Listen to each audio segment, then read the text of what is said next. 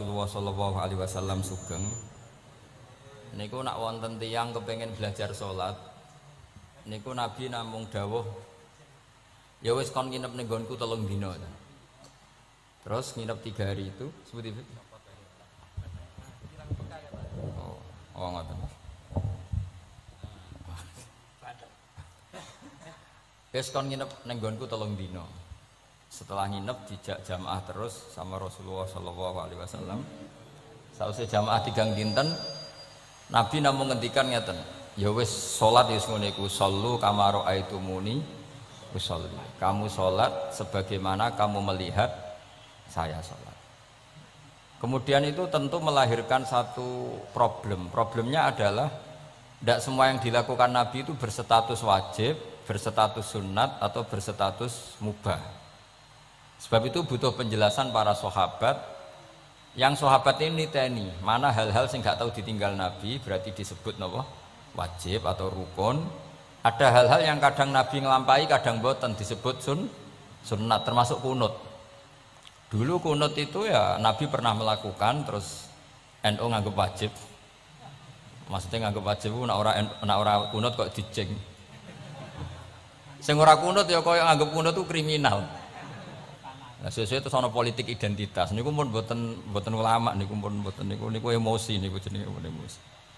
Dulu tuh zaman Imam Syafi'i itu kalau sholat di masjid Abu Hanifah nggih boten kunut. Ketika ditanya, kenapa anda menyunatkan kunut, tidak kunut? Ikroman di hadal madhab. Saya menghormati madhab. Nah, kira-kira cara Abu Hanifah kok jek sugeng sholat di masjid Imam Syafi'i nggih kunut. Nah itu dulu nggak ada problem karena Nabi konata ahyanan wa taroka ahyanan, kadang Nabi nglampahi, kadang Nabi napa boten, sehingga itu tidak ada masalah. Ini penting ya, terus aturan yang pernah dilakukan Nabi itu potensinya wajib atau syarat sah atau potensinya Nabi melakukan itu hanya afdoliyah. Sebab itu Sayyid Muhammad Al-Alawi ngendikan orang Indonesia nih kalau romyu kan qoblas zawal ya, kalau romyul jimar itu kan qoblas zawal. Padahal di hadis-hadis sahih Nabi kalau romyu ba'das zawal.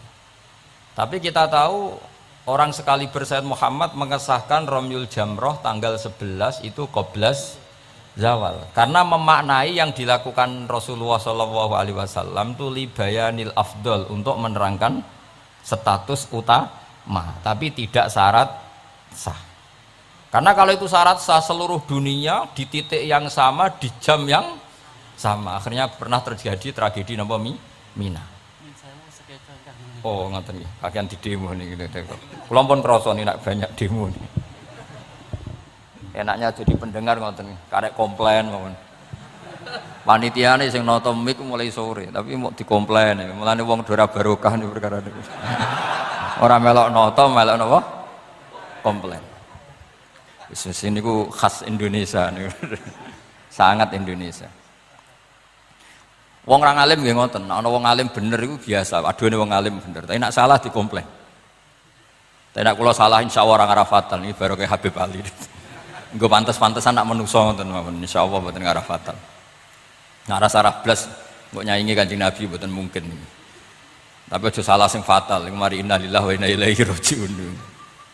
Kula terangaken nggih. Ini sekaligus ngaji usul fikih. Kalau semua yang dilakukan Nabi itu menjadi syarat sah, maka nggak akan pernah sah romyu qoblas zawal. Tapi sekali Sayyid Muhammad, ulama seluruh dunia itu ya biasa romyu qoblas zawal.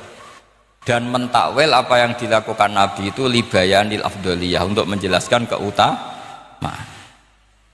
Contoh lagi misalnya semua ahli tarikh sepakat ketika Nabi tawaf itu tofa rokiban, terus pas tawaf niku naik unta. Kalau yang seperti ini tuh libayanil jawas untuk menjelaskan kalau tawaf naik itu sah. Dan sampean terus darani syarat saya tawaf kudu naik. Ka'bah kredit. Terus nganggo balapan Vespa, paham ya? Nanti koyok teletabis nih, cek tua.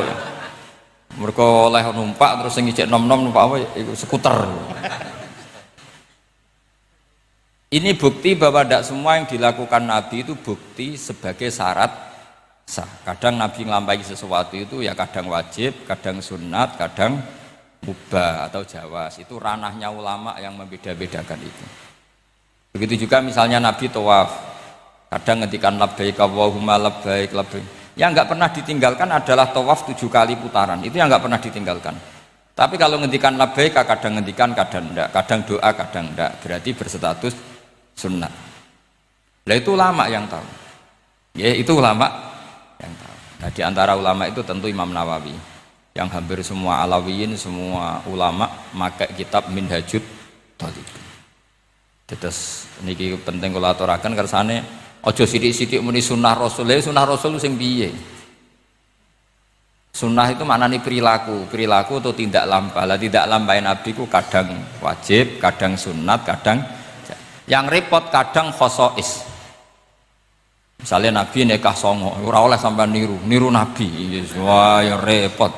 Bojo sitok iku melayu malah aneh-aneh. Terus sunai Nabi ku nak sholat tahajud itu nganti sikile abo, ya sakit Habib Ali ya enak gitu. Wong putune kira-kira ora kuat meneh kula tambah ora kuat. Ya pokoke ben Nabi sing bangsa abot-abot ku ben Nabi. Mergo termasuk khususnya Nabi niku diwajibno pangeran tahajud.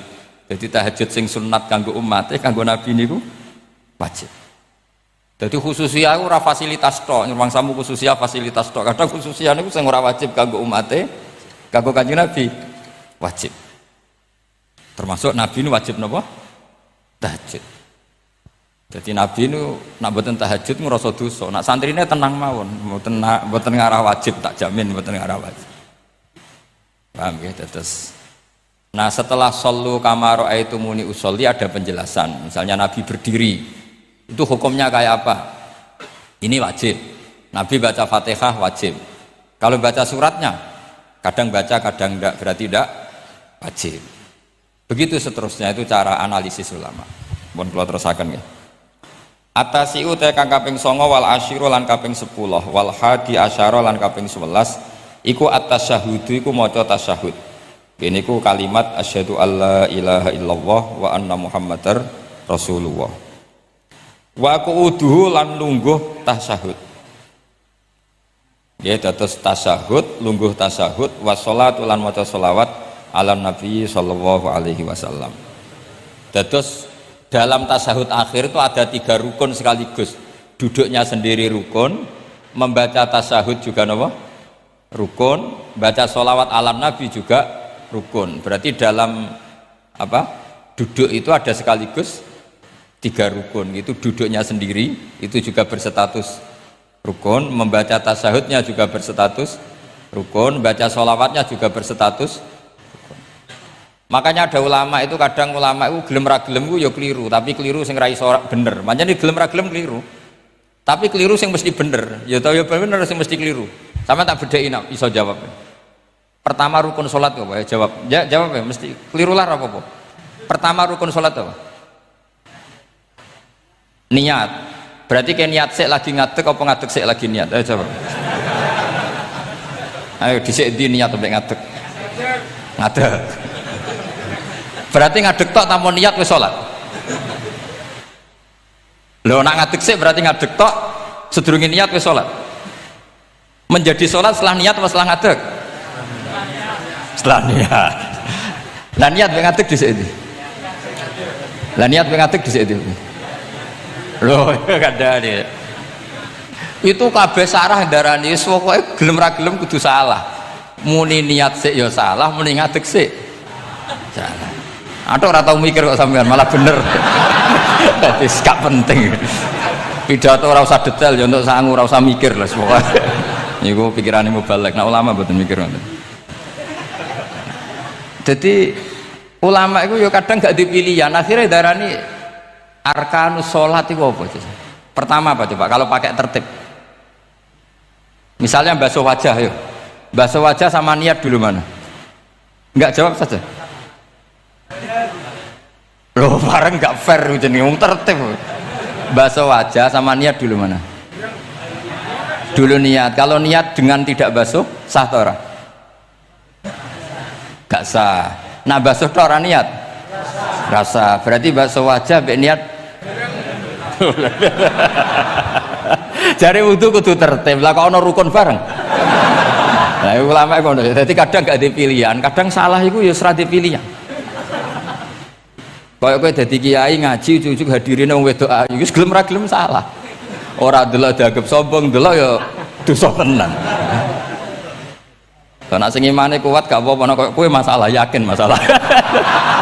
Lha iku ora ada pilihan. Jadi hidup tuh banyak yang gak punya pilihan. Kula mulang teng mriki ngrasa dosa. Mosok mulang ning ngarepe para habaib ngrasa dosa. Tera mulang yang ngrasa dosa, dikongkon ora nurut. Yes, mbok bener mbok ora wa alam wis ben pengiram tiambak sing itu. Jelas kalau tetap ngerasa Rabbana dzalamna napa anfusan. Kita tidak punya pilihan. Kalau berkali-kali ngisi pengajian di depan para ulama, orang nurut iku ya dosa, diutus ulama, nurut iku ya kaya rapati sopan ngarepe kiai mulang. Nak sampean semulang karuan dosa wong ora iso kok mulang malah hukumnya jelas. Dadi napa hukumnya jelas. Cethok. Dari malah karuan malah penak sampean penak hukumnya jelas. Bon kalau terus nol. Jadi ada satu statement hukum yang memang nggak ada pilihan kayak tadi ya ngadeg, niat, takbir atau apa basuh wajah, niat. Sekarang takbir, takbir sama niat dulu mana? Ayo. Dulu niat apa dulu takbir? Niat. Lah niat tak tanpa takbir, niatnya terhitung nggak? Ndak, wong namanya niat kosdusek muktaronan bifi'li. Kacek sidik. Umat kok dia ini gak jelas ya. Jadi dawuh para ulama teng sara-sara itu ilmu itu kadang nggak bisa dijelaskan karena tadi yang namanya niat itu harus kerentek berbarengan melakukan.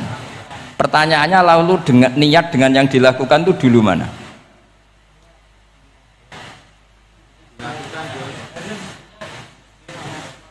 Pokoknya berarti apa ya? Takbir, ngadeg, niat, takbir.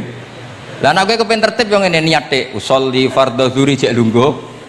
Bariku takbir. Takbir setengah urung ngadeg. Lagi nomor telu ngadeg. Takoki gurumu, "Lho kok lagi ngadeg? Kan nomor telu, Pak." Jadi memang nggak ada pilihan. Jadi dalam hidup tuh kadang nggak ada pilihan. Makanya gue usah sok suci, hidup itu gak ada pilihan. Misalnya kalau saya ditanya, bina wong fasik itu penting gak? Penting. Tapi kancanan wong fasik itu haram, mari katut. Gue kancanan wong fasik itu haram, mari katut fasik. Ti ngembarno wong fasik umat Rasulullah ya haram, umat Nabi kok barno. Kancanan yo haram, ngembarno haram. Lah terus piye, Gus? Ya ora piye-piye. Ayo saiki misalnya kowe ngembarno wong ayu tiba ning dalan, haram to ora? Haram. Terus mbok gendong, haram to. Hidup itu tidak banyak pilihan. Jadi dilema dari sing guri-guri dilema. Makanya apa ya seperti itu istafti qalbak takokno atimu. Motive nulung iku nulung apa sahabat? Ya sudah seperti nggak ada pilihan. Motivem kancanan wong fasik iku mergo enak kancanan wong fasik. Delok dangdut pantes apa ya pantes. Apa motifmu didik? Ayo rata-rata ke kancanan fasik motifmu didik apa enak kancanan fasik? Enak. Haram berarti. Ya seperti itu. Memang banyak sesuatu yang apa?